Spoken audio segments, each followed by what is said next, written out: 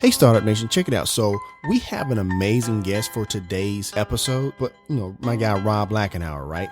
And he wrote an amazing book, but I did not say the complete name of that book. I do apologize. The name of the complete book is The Harvard Business Review Family Business Handbook, How to Build and Sustain a Successful, Enduring Enterprise. And the thing is, Startup Nation, we love our friends at HBR, Harvard Business Review, and we want to make sure that we say the full name of the book, but more importantly, so that way you know where to find that book, even though, it's there in the show notes for easy access, but we want to make sure we put the proper name in the episode. So every time you hear me refer to the book, just know I'm talking about the Harvard Business Review Family Business Handbook by my guy, Rob Lachenauer. Now, let's get to the episode. Enjoy. It's time to be about that life, the startup life. Here's your host, Dominic Lawson. All right, Startup Nation. So I hope you're ready to receive some value today. My name is Dominic Lawson, and this is the Startup Life, the show for entrepreneurs and career-minded professionals. Startup Nation, we oftentimes, we're sitting down. We just, had, Thanksgiving and Christmas and the holidays and stuff like that. And we sit around with family like, you know what? We should go into business together, right?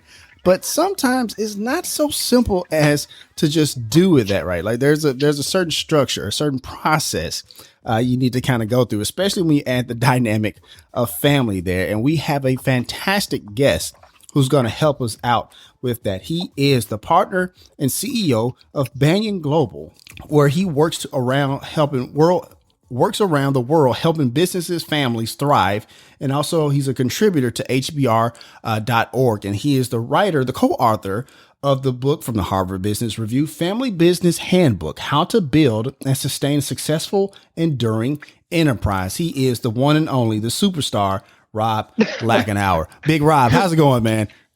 Dominic, wow. I didn't think I get the superstar thing, but thank you very much. It's great to talk to you. I look forward to it. No worries. We're definitely glad to have you on the show, my man. But before we kind of dive into it, if you would just kind of give your origin story, your background a little bit, if you don't mind, good sir. Yes. So I was groomed, I think, retrospectively. I was groomed to be pretty much a steely-eyed capitalist. Gotcha. First job was with PepsiCo, and okay. It's a real tough organization. Mm-hmm. Went to Harvard Business School, which people talk about being the West Point of capitalism. I found that true. Gotcha. Worked for and became a partner at Boston Consulting Group, mm-hmm. which at that time, I think it still is leading strategy shop consulting firm in the world. Mm-hmm. There, I co-authored a book called Hardball, right? 7 strategies to trounce your competition. So I was really loving business competition. Mm-hmm. It was really exciting and fascinating for me. But then our third daughter, Sophie, came along, and the whole equation wasn't working. BCG, I loved it, and mm-hmm. it was asking, for more than 100% of my time. So I Gotcha. couldn't be both a great dad and a great business consultant at the same time. Right. So I entered the startup life. I hear that. And I appreciate that. Thank you. I left BCG, started a company with some friends and then some angel investors, taking what is the space shuttle tile. The inside is a porous microstructure, and we created a world-leading filter out of that, and also a bone scaffolding to be put in your bone to remodel bone. Mm-hmm. I was CEO of both. It ended up the bone scaffolding.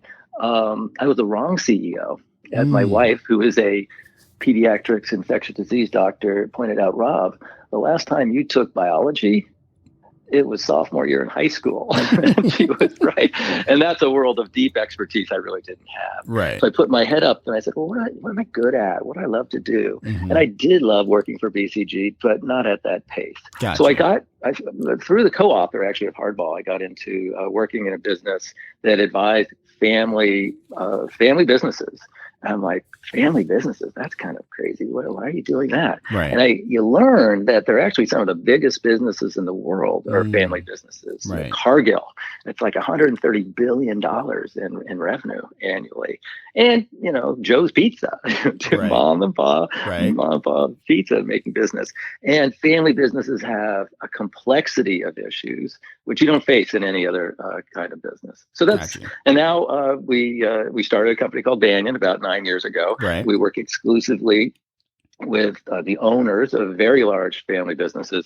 And essentially, we advise them on how to successfully do what's called a generational transition. So it could be from the founder, generation 1 to generation 2. Most are, third to fourth generation. We had one client that was 21st to 22nd generation. And you'd think, Dominic, by the time they're in the 21st generation, they would have figured it out. Right. That's how you do it. Right. But every time it's new because you've never either been the generation giving away the business or receiving a business. So there's always a lot to learn. Yeah, that's always the fascinating part, like how, more down the succession line where the business kind of either does well, maybe not so well. So kind of talk about that a little bit. Like, is it like just a different mindset, different, eras? Like, there's baby boomers, there's millennials, there's Gen X's, that whole deal. Like, it seems like a whole stew of stuff going on there where you're passing a business down the line like that. There's a whole stew of stuff. I love that. I think that's correct. There is a misnomer in family businesses, in the world of family business. They have the 3-generation rule. And in fact, it's a rule, I'm doing air quotes, around the world, in every language, in Chinese, Italian, Portuguese, English, they say from rags to riches to rags in 3 generations. And the idea is, the founder comes from rags, creates a good business. The second generation does okay as a bunch of siblings. And the third generation, well, they're a bunch of entitled cousins and they can't get along. And their disharmony breaks up the business. And this was founded on a study way back, I think, in the 1970s of just some manufacturing companies in Illinois that they found this thing. And it said it's really hard to go through 3 generations. But if you think about it, Dominic, 3 generations, a generation's usually 25 years, right? So that's 75 years of a successful business. Most businesses, I think the statistic, you might know better than I think it's like most that get started don't last for more than 5 or 10 years. Right. So family businesses are actually the longest living types of businesses out there. I was on with a Japanese firm at a Cornell event we did. And this hoteler, he was in the 44th generation of running his family business. So how you do that, that's the key. Whether you want to do that is another question. For sure. That definitely, that part of whether you want to do that is definitely a big question. Yeah. And that leads us to your book. Once again, Startup Nation, that book is Family Business Handbook: How to Build and Sustain Successful and Enduring Enterprise. And if you want to pick up that book, Startup Nation, we have a link there in the show notes for easy access if you're listening to the replay on the podcast. Now, and I'm going through the book here, and you mentioned this at the top of the show a little bit, and you talk about in the book the 5 rights of family owners. Kind of talk about that a little bit, if you don't mind, Rob. Yeah. So as an owner, and I'm going to say this as a family business owner, but it's also of any privately held company. You have that being an owner is a set of decisions that you need to make, and the more explicit and clear you can make those decisions, the better. And we call those decisions, the first one is design. And what that means is you should design your ownership to work for you. Do you want to be the sole owner? Do you want to be just a few of you owning it? Do you want to set the rules that to be an owner, you have to work in the business? Right. Do you want it to be that it's a distributed model? A whole lot of people can own it. Our family businesses and other businesses come in all different shapes and sizes. It's a really big decision, though. If you want to be the sole owner, you're saying, brother, I'm not owning with you. I'm going myself. And then maybe for the next generation, I'll give it to my children. Right. The second right you have, and that's a right that you have, nobody else has. And I think it's a right that a lot of entrepreneurs pass over too quickly. Because you're like, okay, I'm going to go start a business. And you have to, well, should I be an LLC? Should I be a C Corp? Should I be an S Corp? Should I want to be the sole owner? Should I have voting rights and economic rights the same or different? So we recommend slowing down on that decision, looking at your options and thinking forward, am I building this to sell it?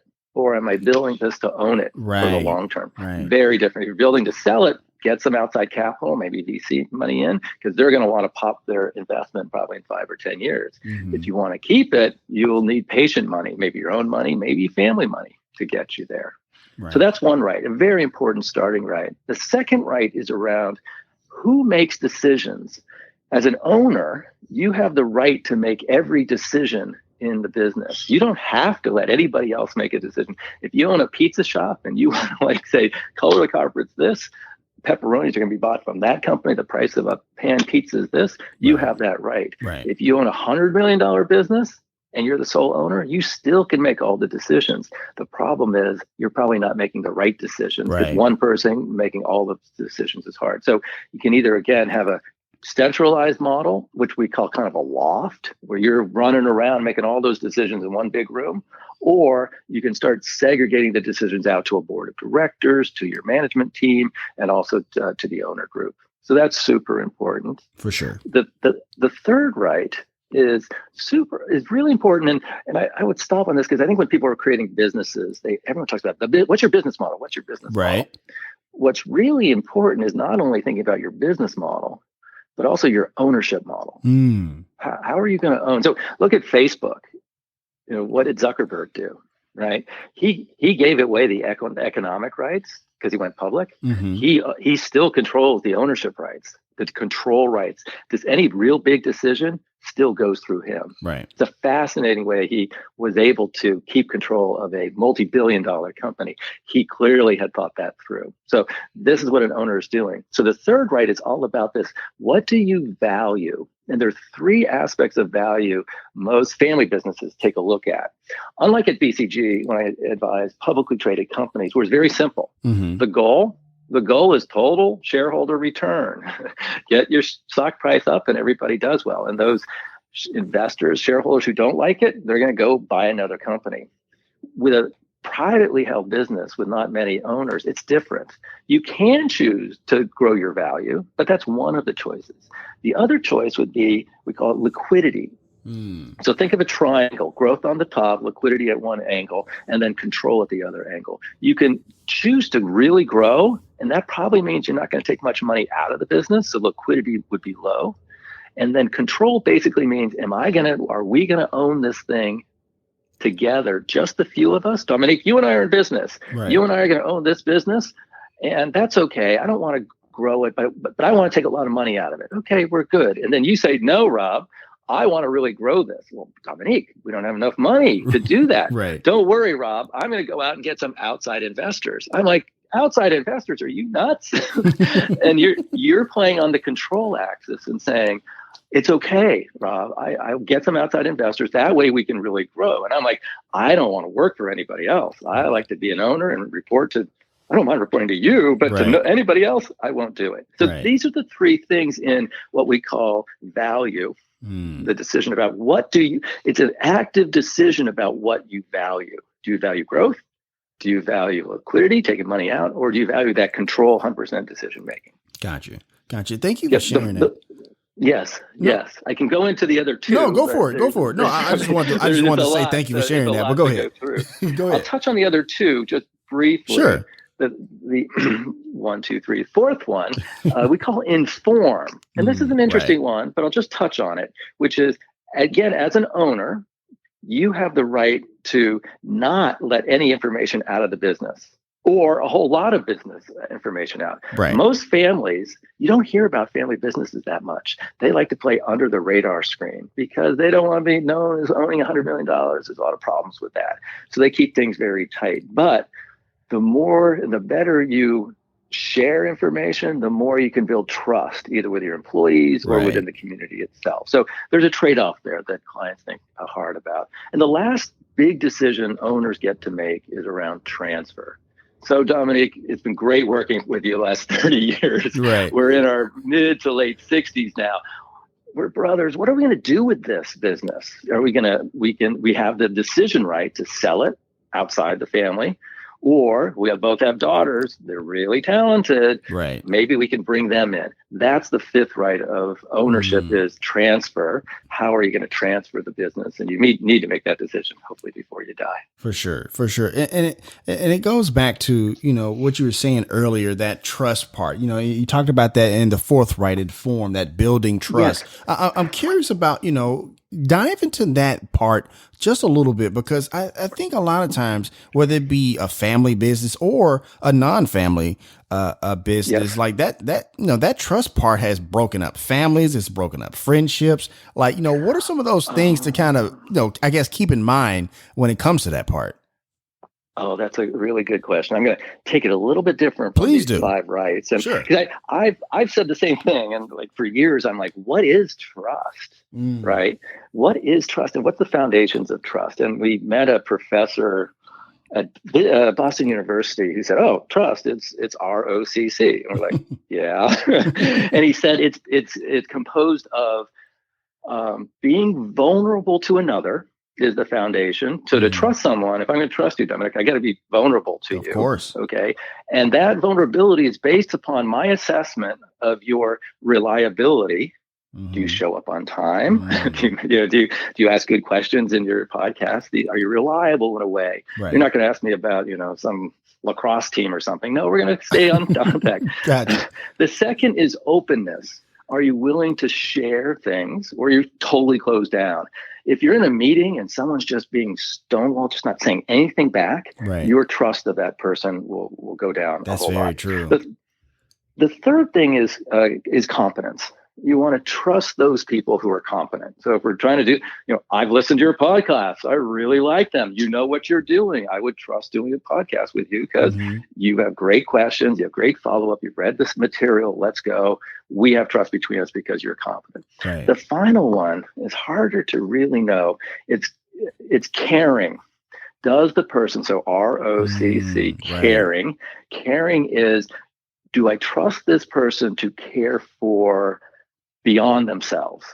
So, Dominic, I know you're doing very well in the podcast, but do you care how I do in my work and family business? Gotcha. This is the test that we have. So I have found just dissecting trust, it's really useful if you're looking at someone, you're across the table and you're going, I don't trust this person. Right. And it was kind of this blobby thing. Right. Instead, I click through. I said, what's going on here? Is it he's just looking out for himself? Is she not open? Right? Is she not reliable? They're always late. We have this great family we work with, and next generation developing into really good next set of owners. There was one guy, very talented, very smart, and very late.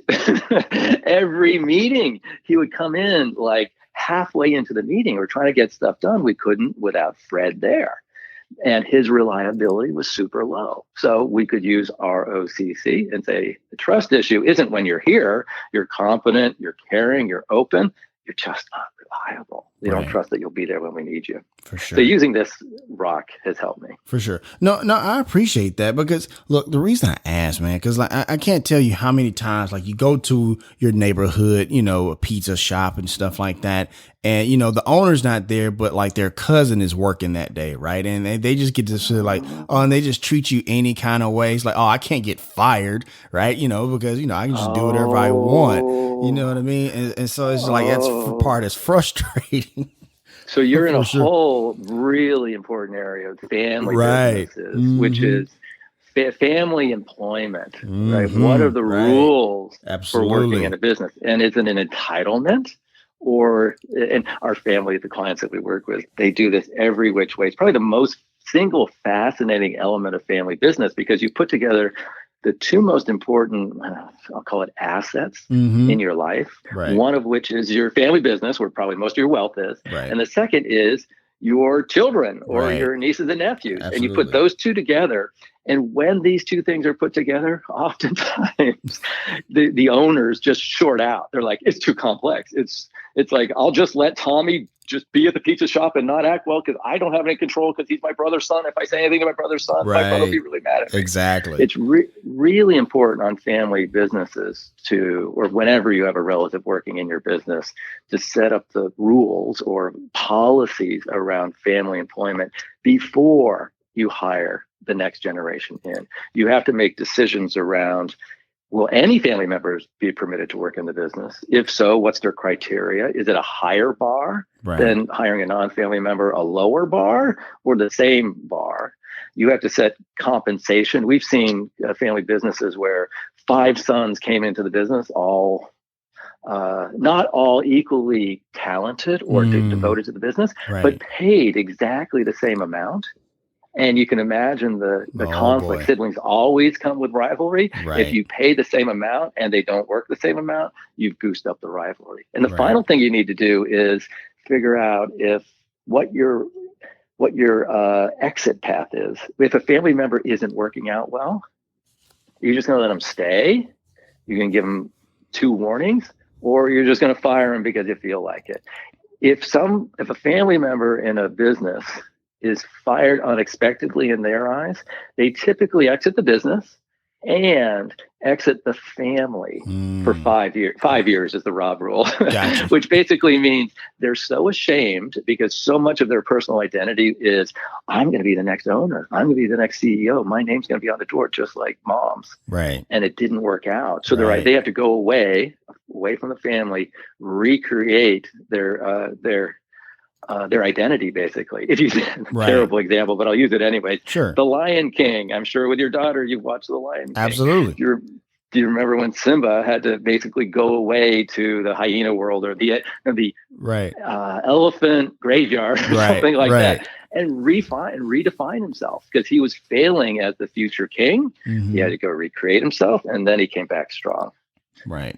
For sure. No, I had to ask that because, like I said, we see that all the time, and and that brings up another question I wanted to ask. And I'm not trying to turn Startup Nation, trying to turn our show into a reality TV show or something like that. But I have to ask because when you have a business and you throw the aspect of family in it, I mean, those familial issues come up, and we're talking like divorce and marriages and death and extramarital affairs. And now there's another kid that's not necessarily in the core part of the family that may have entitlement to a piece of the pie and stuff like that. I guess I'm just curious how you navigate that stuff because, like I said, I'm not trying to be all reality TV show on you, but that stuff happens. Let's be honest. That stuff happens. That stuff does happen. So two responses to it. There's this HBO show called Succession, which is about it's like the Murdochs. I don't know if it's modeled on them, but it reminds you of the Murdochs.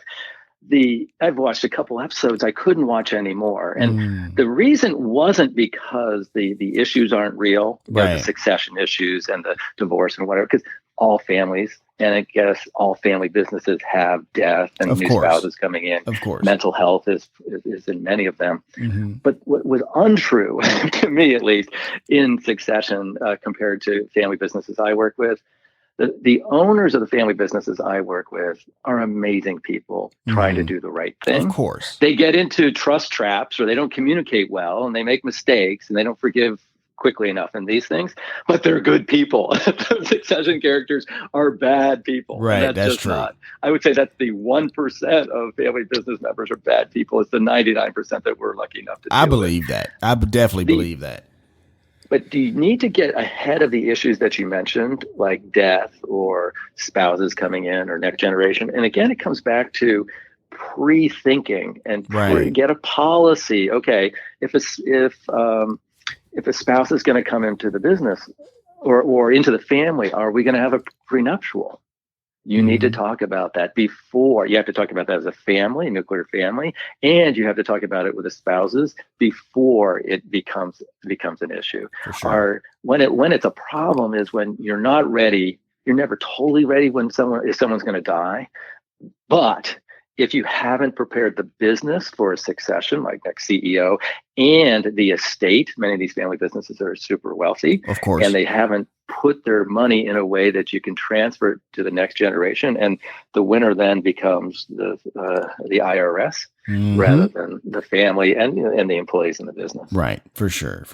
I had to ask that because, like I said, that's something that it comes up, and I'm glad you said you kind of squash that myth because I think we look at a show like a Succession and think, oh man, like that's got to be the 99% when it's actually just the 1%.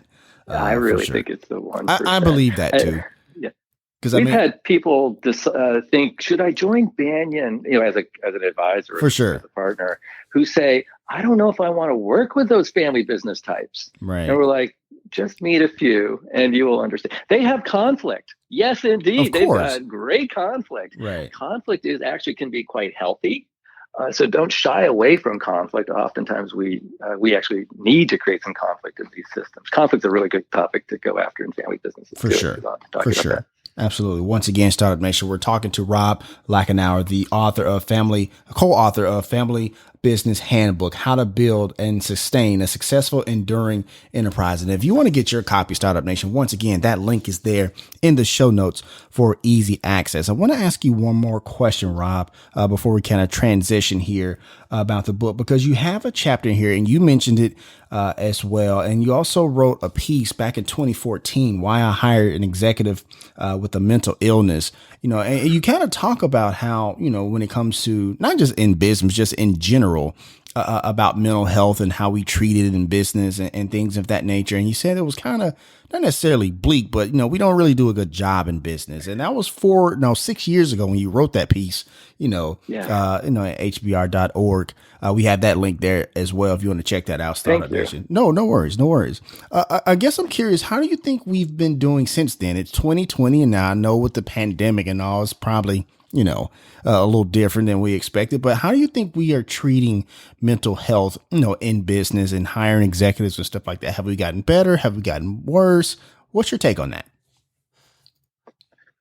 I don't know if I'm qualified. Fair enough. To answer that question. I view it very personally. Gotcha. When I was doing an interview with this woman that's noted in that HBR article. Gosh, it must have been more than about 10 years ago or something. Gotcha.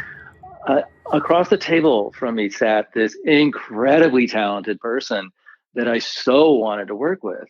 And at the end of the discussion of the job interview, she said, "Rob, I just need to let you know I have a mental illness." And it was a surprising thing to happen, a brave thing, I think, for her to say. Of course. And just my gut just said, my heart said, I don't care. You're a great talent, and we want great talent in our business. We hired her. She worked with us for 6 years. She created some of the best intellectual property Banyan will ever have. So I'm so lucky to have worked with that woman. So that, you look at the full person. Right. You look at the full person. We all have problems. For sure. And if we focus just on that, we'll never get to the true talent that people bring. Absolutely. And I appreciate you sharing that. I think far too often we look at those sort of things like, they won't be a great fit here. But you also talk about in that piece about like how that vulnerability can kind of turn into a superpower. So boy, it was for her. Right. It is for her. Right. She brought so much to our firm. We'll never forget her impact on for sure. For sure. Thank you for sharing that for sure. And all right, Startup Nation. So we're going to go ahead and take a quick break. We got to pay some bills. Once again, my name is Dominic Lawson, and you're listening to The Startup Life.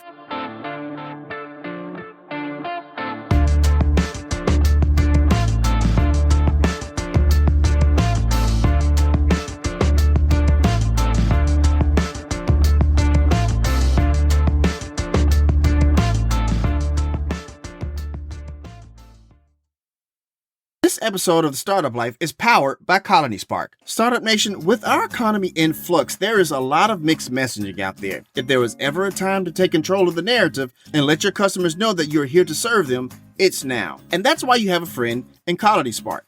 Colony Spark is an omni-channel marketing agency that believes in the power of community to ignite your business. They have helped companies across many industries with lead generation, revenue growth, and more to put them on the path to success. My guy Bill Murphy and his team are very good at what they do. How do I know this? Because not many SEO companies have the stamp of approval of being partnered with Google. Yes, that Google. So I want you to go to www.colonyspark.com/startup to schedule a meeting today. In that meeting, you will review your current marketing activity, receive actionable advice on how to pivot and grow, and ask any marketing questions you may have on navigating over the next few months. Look, Startup Nation, I know things may seem uncertain right now, but if you are looking for a business partner that can help light the way, go with Colony Spark, where they firmly believe in business helping business. All right, Startup Nation, welcome back as we continue our conversation with today's guest here on The Startup Life. we talked about at the top of the show that you're also the partner and CEO of BanyanGlobal. We've mentioned it a few times here. If you would just kind of talk to me, because I think you have about 200 family clients have worked with over 200 family business clients and stuff like that. Kind of talk to me what that onboarding process of a client looks like and how did you come up with it?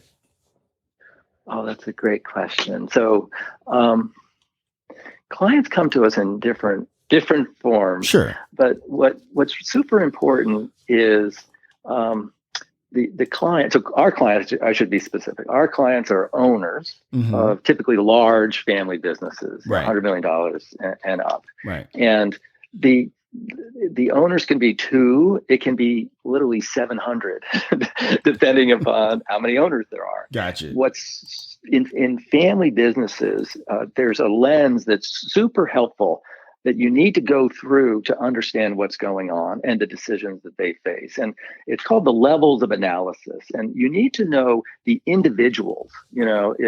If Dominic, you and I are the owners and the two owners, and that matters. If we're like super entrepreneurial and like doing 100 different things, that right. matters. If we're very conservative and we're not going to do. So the people themselves, owners are people in family businesses. And that's why it's such a cool business. It's not it's not like Fidelity Magellan Fund, owns Tom, Dominic and Rob, we own the business with our wives. Okay, now it's more complex. So what are we going to do? Right. The second thing that's super important that we get a sense for is the relationships, right? So if the relationships that it's you, me, and our spouses, if we work really well together, that's one set of possibilities about the decisions they face. Or if we're all in conflict, or we're all in conflict with my wife, but not your wife, we need to understand that. Right. The third level, which is the hardest level to get your mind around, is a family business is a system. And a system basically means it's a set of interconnected activities. And this means it's their tax decisions, their legal decisions, their business decisions, their family decisions. They're these people, they're the assets you own, they're the assets you can't change. All of this comes together. And it's super important that you understand in any system, changing one thing is going to have unintended consequences on other things. Right. Somebody dies, right? All of these consequences. Maybe we've lost our head of marketing and the trust opens up for the next generation who now become owners. Oh my God, I'm sitting at the same table as my nephew who I never liked. Right. So we do a lot of work initially with clients at these three levels, getting to know them as people. What do they want? What is their story? Where are they coming from? I love how you open your podcast with, tell me about your story. That's exactly what we do. Right. And the second question we ask our clients is, what do you want? And usually they're kind of stunned by that question because we're asking it as an owner of a great family business, what do you want to do next? You as a person and you for the system.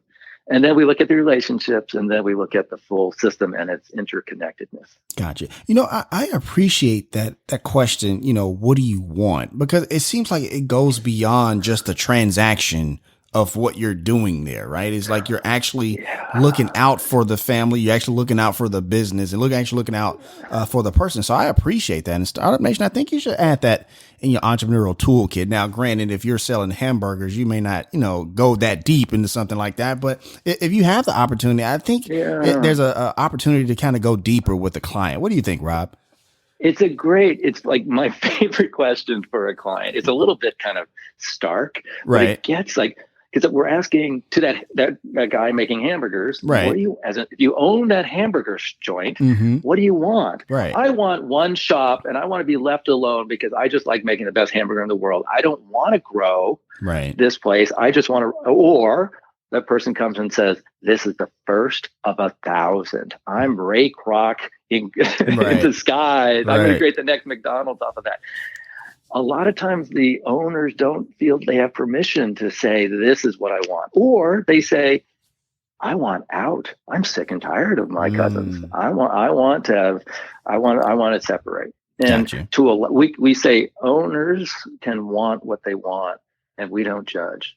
There's no way I could judge someone and say, oh, you want to be separated from your family. Oh, I'm going to judge that that's not inappropriate. No, no. You listen, you understand why, and then you help them to get what they want. If it's, of course, within bounds of legality and other ethical concerns. Gotcha. No, I appreciate that. I want to ask you this because you've also, you do business across the globe, 20 countries, as per your website here. And I'm curious because I know like the way we do business in the United States is a lot different than they do it in Japan. It's a lot they do it in different in China and stuff like that. I guess I'm curious in many of your, client interactions, what are some of those things you've learned outside of maybe say the United States that you've kind of incorporated into BanyanGlobal, whether it be how to build a culture, whether it be how to just conduct business with a client? Just kind of talk about that a little bit, if you don't mind.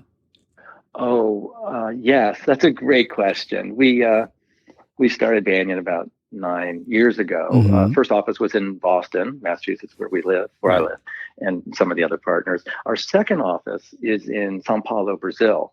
And everyone's like, Sao Paulo? What the heck? Gotcha. I wouldn't have thought you were going to say that. Yeah, I wasn't expecting that. New York, right? Or LA or something. And it turned out we had a few clients there, which were these amazing family businesses. Probably, I'd say, of the family businesses I've worked with, I don't say the best, but the most thoughtful, that have really thought deeply about their family business. Right. And we found, or they found us, 3, 4, 5 now people, Brazilians, who are awesome at what they do and do with us. So they've joined Banyan. They're our partners and principals now, and working with these great family businesses. So we've learned some of the best practices of family businesses from our Brazilian practice. And in how we manage Banyan itself, the Brazilians it's like a reverse takeover, Dominic. They're running the place. Gotcha. They're so good. So Brazil is one place where I would say we have learned our practice from them, both our client practice, because these great family businesses we work there, but also our internal practices and processes from the quality of the Brazilian the people and thinking that they brought to our firm. For sure. But we could do the same thing. We work in Saudi Arabia, we work in the Philippines, right. We work in Tasmania, and there are all of these different things you learn from each different culture. Gotcha. It's interesting to us that the laws, you talk about the system of a family business. Right. Part of that system is the legal system that connects into Of course. it. And if you're working in a Muslim country, Sharia law has a lot to do with how you can pass. Right. What's so great about that, I think, Dominic, is it challenges your assumptions. You're like, well, that's not how it works here in the United States. We have trust and blah, blah. Well, they don't have trust in the Middle East. They don't have that system. You go, oh. How do you do it? Well, so by working in different cultures and countries, it challenges your core unthought about assumptions and beliefs about how it should be done. And that's one of the things I love the most. Gotcha. The other thing, one more thing, sure. And you can edit this out. No, I'm going to keep it in. Go ahead. The other thing, your cultures are different. U.S. is an individualist culture. There's a honor culture, say in Italy and some of the southern United States. Right. And then there's a harmony culture in Asia. That's all true. Mm-hmm. And more important, people are people. Absolutely. Who you meet, what it's part of family business systems is a sameness across the world. Mm-hmm. By which I mean, if you meet, it goes from a founder to a sibling partnership, so a bunch of siblings owning a firm. As soon as you know that this family business in Singapore and this family business in Italy are owned by siblings, some of the issues that are going to be present because these are human issues of sibling rivalry. Mm-hmm. Wow, we're all equals as brothers. Well, wait, one of us has to be CEO. Well, that can't happen. We won't call anybody CEO. We'll all be just chiefs. Right. Or we know a firm that broke up. They have a pest control business in Texas, and second generation, 3 brothers, and they broke Texas up into 3 parts, doing the same business, but the number one rule is you will not work in your brother's territory. And that's a microcosm of what you would find in Indonesia or you would find in Austria. Gotcha. That's very interesting. And it is once again, like that, those familial aspects, rivalries, or whatever the case may be, you know, it just really plays into that business. So it's just very fascinating. So I appreciate you sharing that. Well, I hope you're so fascinated that you're going to like have your daughter doing some podcast with you soon. Absolutely. Really... Absolutely. You know, it's funny you mentioned that. You know, she's downstairs right now doing virtual school, and she's always kind of interested. Like, are you recording today, Daddy? Yeah, I'm recording today. So it's like, I think the fire may have been lit just a little bit. So when our middle daughter was in high school, she did an internship at Banyan, and it was so useful for me, because working with family businesses, and now I had a family member in our business, and there are two things I realized: that it was a great joy. It was a great joy she would come home. We drive home together, and she's like, "Dad, what was going on in this meeting?" I'm like, "Well, here's how I saw it." She's like, "Well, here's how I saw it." I'm like, "Oh my God, that's much more than I saw." Right. And the second thing was I think I'm an okay, you know, leader, CEO, and all of these things usually, but having my daughter in the meetings totally upset the apple cart. Banyan people were saying, "You're treating her special." Well, I'm like, "Well, she's only an intern, so don't be worried." But wait, you tell me what you're talking about. And they're like, "Well, you're kind of focused on her. It's all." You can't do that, Rob. It's about us as a business. I'm like, oh my God, this is what our clients go through. I get it. Right. So it's so useful to go through the same experiences as our clients with family businesses. So I look forward to that first interview. For sure. Well, absolutely. For sure. You know, and I was going to ask you that because you mentioned earlier about how, you know, when you was at BCG and it was going to take up a lot of time, and you know, because, you know, your daughter and stuff like that, you know, I was going to ask that because I was just going to ask talk about being a dad, because it seems, you know, it seems very clear, that, you know, that part of your life is extremely important to where it did ultimately affect your career and your lifestyle and your entrepreneurial aspect. So just kind of talk about being a dad, because that's clearly important to you, and I can hear it in your voice. Yeah, it is. We have 3 daughters. They're in their 20s now. Gotcha. One's in medical school and two are in college. But so they're kind of launched, although COVID has launched them back home a little bit. Right. But during those, you know, I had a great dad. I had a great dad. He was a successful business executive salesman, and he coached my baseball team. Okay. He always was at every football practice or football game that I was there. He was totally present, showed his interest. And I couldn't do that. There was a famous, for me, little scene where our eldest daughter was, I think, 3 or 4 years old. And she was going to a little farm near where we live called Drumland Farms. And it was going to be dad and daughter, you know, at 4:00 in the afternoon with farmer Debbie and 10 other kids with their parent, milking cows. Gotcha. Right? And I tried to get there 4 weeks in a row, and I missed every single one.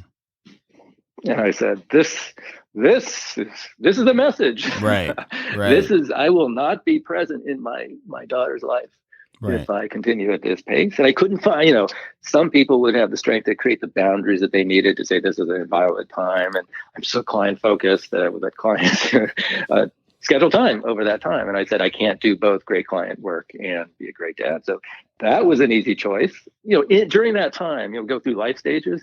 During that time when they were, you know, 0 to, you know, going to college, that was core time. Now, you know, it's easier to travel. I'll miss my wife, but she's got a big career too. So, gotcha.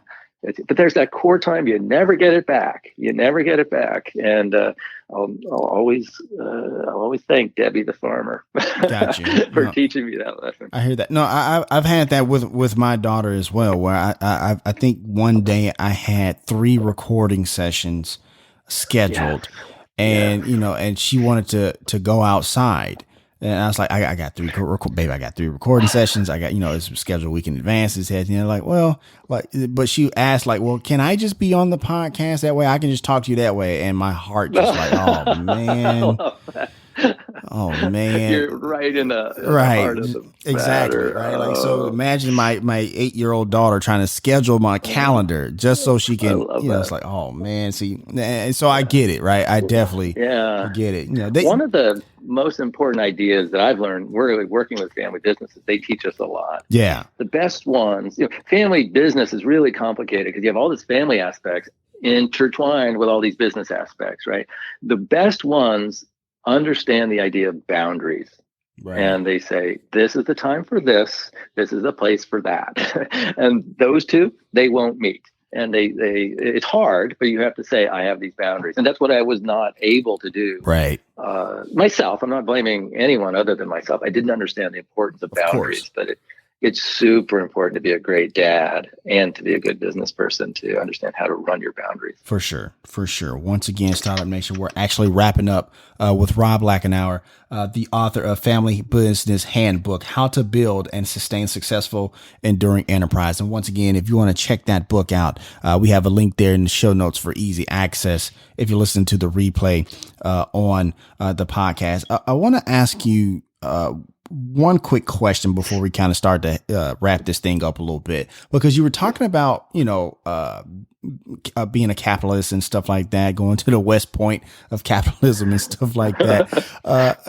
And one of the things we're starting to see a lot of times, and I don't know if you've seen this, not just in your family business, but just in the business landscape in general, is this idea of altruistic capitalism, where you have the business model and the profit margins and stuff like that, but there's an aspect where it goes to some type of social cause. I think one of the famous ones is like Tom's Shoes, that a lot of people like to talk about, stuff like that. What's your take on that? Is that a new thing? Is that something that was kind of here for a while and it went away, now it's back? What's your take on that? My take is that family businesses have always done that. Fair enough. Any study that we've seen, that I've seen about family businesses indicate, and I see it in practice, that they're much more involved in specifically their local community and their employees. It's, to me, from what I see, it's more about kind of expressing their values into their local community. That's what they're really good at. Right. So an example might be, Caterpillar Tractor Company, making those big diggers and stuff. They have distributors or dealers in local markets. Say in Chicago, there'll be a Caterpillar dealer. Caterpillar's policy is to have family-owned dealerships, because they know that they have to be in their community, and families are much better, frankly, being in their communities than a corporately or private equity owned business that's trying to just maximize profits. Right. What family firms do better than any other type of firm, I believe, is play long ball. They really think, they're not thinking this quarter's profits. They're really thinking, are we going to be able to get this to the next generation? So their mindset is 25 years long. So they're not doing these short, quick things. They're doing, how are we going to build a system in the community that's going to make this thing last for 25 years? And I think with that kind of perspective, it just changes everything. It changes everything. Yeah. I heard that. Thank you for sharing that. And before I ask the last question, I just want to say, Rob, thank you so much for sharing your time, sharing your book, and everything in between. We definitely have appreciated our this conversation and the content that you provided. And once again, Startup Nation, that book is Family Business Handbook, How to Build and Sustain a Successful Enduring Enterprise. And Rob, before we go, could you just give us some words of encouragement, with everything going on and stuff like that? Just kind of give us some words of encouragement to take us out for today, if you don't mind, good sir.